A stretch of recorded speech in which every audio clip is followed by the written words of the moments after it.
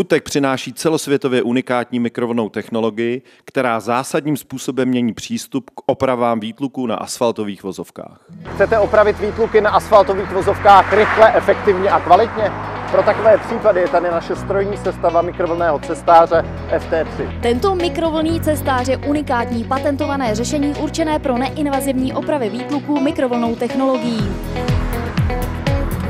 Samotná strojní sestava FT3 se skládá z mikrovlnného cestáře, elektrocentrály, mikrovlnné pece pro ohřev asfaltové směsi a zhutnící desky. Princip opravy spočívá v tom, že hranu vyčištěného výtluku o maximálním rozměru 80 x 80 cm nahřejeme mikrovlnným cestářem na požadovanou technologickou teplotu. Ohřev místa zabere zhruba 25 minut. Během této doby si v mikrovlnné peci ohřejeme speciální asfaltovou směs pro mikrovlnný ohřev, která je balená v papírových pytlích po 25 kg. Dostatečně ohřátou asfaltovou směs sypeme do nahřátého výtluku a můžeme začít hutnit.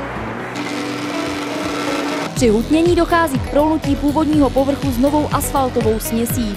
Hlavní výhodou je, že během opravy nevzniknou v podstatě žádné spáry. Oprava výtluku je navíc velmi rychlá, zabere vám zhruba hodinu.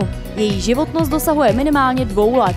Naší ambicí je rozšířit tento celosvětově unikátní systém údržby asfaltových vozovek do co nejvíce zemí. Máte-li zájem, více se dozvíte na našich webových stránkách.